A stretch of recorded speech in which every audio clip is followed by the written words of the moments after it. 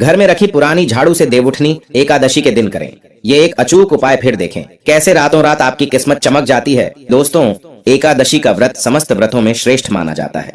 शास्त्रों में देवउठनी एकादशी के व्रत को व्रतराज कहा गया है, मतलब सभी व्रतों में सर्वोत्तम व्रत होता है। इस व्रत में भगवान श्री विष्णु, जो कि जगत के पालनहार है, उनके निमित्त यानी कि भगवान श्री विष्णु की कृपा पाने के लिए व्रत धारण करके और विधि विधान से भगवान श्री विष्णु का पूजन किया जाता है। दोस्तों, भगवान विष्णु देवशयनी एकादशी के दिन योग निद्रा में चले जाते हैं, जिसके बाद 4 महीने तक सृष्टि के संचालन का काम भगवान शिव करते हैं। 4 महीने बाद यानी देवउठनी एकादशी के दिन भगवान श्री हरि योग निद्रा से जागते हैं और पुनः धरती के संचालन का कार्य संभालते हैं। इस दिन से ही मंगल कार्य आदि पुण्य शुरू होते हैं। कहा जाता है कि इस दिन उपवास रखने से मोक्ष की प्राप्ति होती है। मान्यता है कि देवउठनी 11 को भगवान विष्णु के उठने के बाद सभी देव भगवान विष्णु और माता लक्ष्मी की आरती उतारते हैं। इस दिन गन्ने के मंडप में तुलसी और भगवान शालिग्राम के विवाह किया जाता है। यह पौधा भगवान विष्णु को अत्यंत प्रिय है। हर भोग को वह तुलसी पत्र के साथ ही स्वीकार करते हैं। भगवान विष्णु ने भगवान शालिग्राम के रूप में तुलसी माता से विवाह रचाया था। दोस्तों, एकादशी का व्रत हर महीने में 2 बार आता है, एक शुक्ल पक्ष में और एक कृष्ण पक्ष में। बहुत से भक्त दोनों एकादशी का व्रत करते हैं, लेकिन कई भक्त सिर्फ एक ही एकादशी का व्रत धारण करते हैं। तो यह पूरी तरह से भक्तों की श्रद्धा पर निर्भर करता है कि वह किस एकादशी का व्रत धारण करना चाहते हैं। लेकिन शास्त्रों के अनुसार अगर आप एकादशी का व्रत नहीं भी करते हैं, सिर्फ एकादशी व्रत के दिन सात्विक भोजन करते हुए भगवान श्री विष्णु का पूजन करते हैं, तो पूजन करने मात्र से ही मन की समस्त कामनाएं भक्तों की पूर्ण हो जाती हैं। अगर आप व्रत करते हैं तब तो अत्यंत श्रेष्ठ है, लेकिन जो भक्त व्रत नहीं करते हैं उन्हें भी आज के दिन भगवान विष्णु का पूजन अवश्य करना चाहिए। तो आज की वीडियो में हम आपसे देवउठनी एकादशी के दिन झाड़ू से जुड़े उपाय के बारे में बात करने वाले हैं। झाड़ू से जुड़ी यह संपूर्ण जानकारी आपसे आज की वीडियो में शेयर करने वाले हैं। तो कार्तिक मास के शुक्ल पक्ष की देवउठनी एकादशी से संबंधित संपूर्ण जानकारी आपको आज की वीडियो में शेयर करने वाले हैं। लेकिन वीडियो में आगे बढ़ने से पहले अगर आप भी अपने जीवन में भगवान विष्णु और मां लक्ष्मी की कृपा पाना चाहते हैं, तो वीडियो को लाइक करके कमेंट में जय श्री हरि विष्णु और जय मां लक्ष्मी और ओम नमो भगवते वासुदेवाय नमः लिखना ना भूले। दोस्तों, झाड़ू का हम आपको वह नियम बताने वाले हैं जिससे आपको पता चलेगा कि झाड़ू को किस दिशा में रखना शुभ होता है। इस एकादशी कौन सी झाड़ू का उपयोग करना चाहिए, झाड़ू को लेकर आपको ऐसी कौन सी गलतियां नहीं करनी चाहिए जो वास्तुशास्त्र में लिखा हुआ है, वरना आपके जीवन में आपको गरीबी, दरिद्रता, परेशानी, कष्ट का सामना करना पड़ सकता है। और झाड़ू से जुड़ा वह उपाय जो सिर्फ देवउठनी एकादशी के दिन ही किया जाता है। दोस्तों, आप एक बात जान लीजिए कि हर कोई जानता है झाड़ू को कभी भी रात में नहीं लगाना चाहिए, लेकिन हमारे हिंदू शास्त्रों में कुछ लेख लिखे हुए हैं झाड़ू को लेकर की, मतलब झाड़ू लगाने के शुभ मुहूर्त कब है, झाड़ू कौन से समय पर लगानी चाहिए जिससे आपके घर में सकारात्मक ऊर्जा आए। वास्तुशास्त्र के अध्याय नंबर 71 में साफ साफ लिखा हुआ है, जब भी सूर्योदय होता है तो आपको सूर्यदेव के बाद तुरंत ही झाड़ू लगा लेना चाहिए। अगर आप सूर्योदय के बाद झाड़ू लगाते हैं तो आपके घर की जो नकारात्मक शक्तियां होती हैं वह आपके घर से चली जाती है, आपके घर पर सकारात्मक शक्तियां का वास हो जाता है। कहने का तात्पर्य है दोस्तों, जो सबसे अच्छा समय झाड़ू लगाने का होता है वह सुबह के वक्त सूर्योदय के बाद का होता है। लेकिन किसी कारणवश हम झाड़ू नहीं लगा पाते हैं, तो दोपहर से पहले अगर आप झाड़ू लगा लेते हैं तो यह बहुत ही ज्यादा शुभ है। तो देखिए, पहले जो बात है, जो सबसे पहला नियम है झाड़ू को लेकर के, यह नियम है कि कभी भी घर की झाड़ू को अपनी नजरों के सामने मत आने दें। देखिए, इस बात को समझ लीजिए कि झाड़ू को घर में रखते हो चाहे ऑफिस में रखते हो, कभी भी अपनी आंखों के सामने झाड़ू को ना आने दे, ना ही किसी बाहरी व्यक्ति के सामने आने दे। झाड़ू को ऐसी जगह छुपा करके रखे जो आपकी आंखों के सामने ना हो। मतलब 1-2 बार देखना तो ठीक है, लेकिन बार बार अगर झाड़ू पर आपकी नजर पड़ रही है तो बहुत ही अशुभ है। और कहीं कोई व्यक्ति घर का हो या बाहर का है, जो घर के बाहरी लोग हैं वह आपके घर की झाड़ू को देखते हैं, तो यह बहुत ही अशुभ माना गया है। इसलिए आपको झाड़ू को ऐसे स्थान पर रखना चाहिए जहां पर किसी की भी नजर ना पड़े।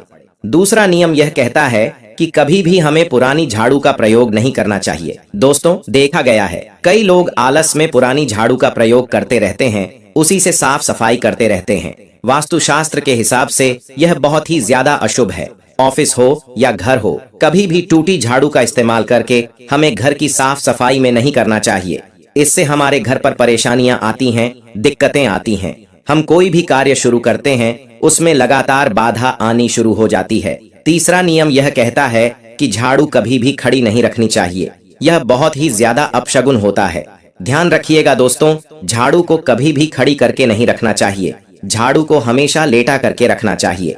चौथा, शाम के वक्त कभी भी घर में झाड़ू नहीं लगानी चाहिए। अगर कोई व्यक्ति झाड़ू शाम को लगता है तो मान के चलिए उस व्यक्ति के घर में माता लक्ष्मी जी कभी वास करनी नहीं आएगी, माता लक्ष्मी उससे रुष्ट हो जाएंगी। पांचवा नियम यह है दोस्तों कि झाड़ू को लेकर आपको यह ध्यान रखना होगा, झाड़ू को आप कभी भी लांघे मत, आपका पांव कभी भी झाड़ू से न छुए।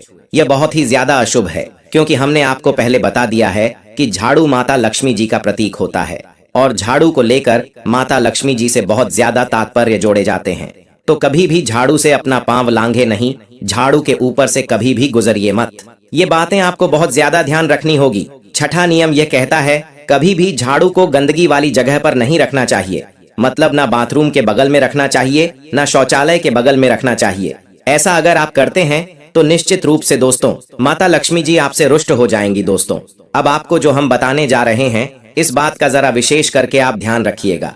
झाड़ू को अगर आप धोते हैं तो स्वच्छ जल और एकदम साफ सुथरे पानी से धोए, कभी भी किसी गंदे पानी से अपनी झाड़ू को मत धोना। दोस्तों झाड़ू को लेकर के आपको ऐसे कौन से प्रयोग करने चाहिए जिससे माता लक्ष्मी का आशीर्वाद मिले और आपके जीवन काल में धन का आगमन बहुत तेजी से हो जाए, हम आपको नियम बताएं। उससे पहले आपसे निवेदन था दोस्तों कि अभी तक आपने वीडियो को लाइक नहीं किया है तो पहले जाकर के आप वीडियो को लाइक कर दें और कमेंट बॉक्स में जय मां लक्ष्मी लिखना मत भूलिए। दोस्तों अगर आप चाहते हैं कि आपके घर पर सकारात्मक शक्तियां का वास रहे, आप चाहते हैं कि आपके घर में कभी भी कोई नकारात्मक शक्ति ना रहे, तो ध्यान रखिएगा जैसे सूर्य उदय होता है तो तुरंत ही झाड़ू लगा दीजिए। यह बहुत ही शुभ माना गया है, यह हम आपको स्टार्टिंग में ही बता चुके थे। एक बात का ध्यान रखिएगा, अगर आप लोग एकादशी के दिन झाड़ू लगा रहे हैं तो घर के मुख्य द्वार पर थोड़ा सा सेंधा नमक डाल करके झाड़ू लगाइए, यह बहुत ही शुभ है। अगर आप सूर्योदय के बाद एकादशी के दिन थोड़ा सा सेंधा नमक घर के मुख्य द्वार पर डालकर लगाते हैं तो इससे माता लक्ष्मी जी बहुत ही ज्यादा प्रसन्न हो जाती है। दूसरा माना गया है अगर आप कभी भी झाड़ू खरीदने जा रहे हैं तो शनिवार के दिन झाड़ू खरीदने के लिए सबसे ज्यादा शुभ दिन माना गया है। अगर शनिवार के दिन झाड़ू खरीद कर लाते हैं तो वास्तुशास्त्र के हिसाब से यह बहुत ही ज्यादा शुभ है। तीसरा ध्यान रखिएगा दोस्तों कि आपको इस बात का ध्यान रखना है कि जो आपके घर की झाड़ू है उसको आप लोग पश्चिम दिशा में रखें। अगर आप लोग घर की झाड़ू को पश्चिम दिशा में रखते हैं तो आपके घर में सकारात्मक शक्तियां का वास रहेगा, आपको भौतिक सुखों की प्राप्ति होगी, आपको बैकुंठ की प्राप्ति होगी और आप भी जो भी कार्य करेंगे उस कार्य में आपको सफलता ही मिलेगी। और अगर आप झाड़ू को उत्तर दिशा में अपने घर में रखते हैं तो मान के चलिए धन संबंधित जितने भी आप निर्णय लेंगे उससे आपको फायदा ही होगा। धन का आगमन आपके जीवन में बहुत तेजी से हो जाएगा, आपके जीवन काल से धन संबंधित जितनी भी परेशानियां हैं वह चली जाएंगी।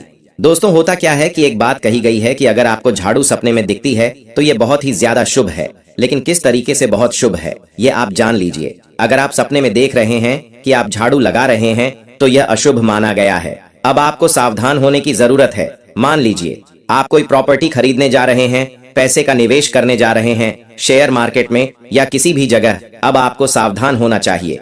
ऐसी जगह पर पैसा मत लगाइए जहां पर 50-50 का चांस है। दोस्तों इस बात का बहुत ध्यान रखिएगा। दूसरा, अगर आप सपने में यह देखते हैं कि आप मंदिर में झाड़ू लगा रहे हैं तो मान के चलिए अब आपके जो कठिनाई वाले दिन थे वह चले जाएंगे, आपके कष्ट वाले जो दिन थे वह खत्म हो जाएंगे और माता लक्ष्मी जी आपके घर पर वास करने आएंगी।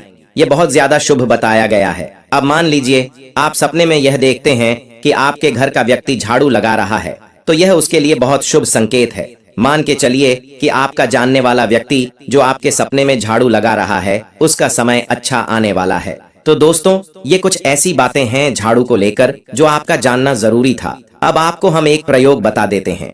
अगर आप इस प्रयोग को देवउठनी एकादशी के दिन करते हैं तो आपके जीवन में धन का आगमन बहुत तेज हो जाएगा।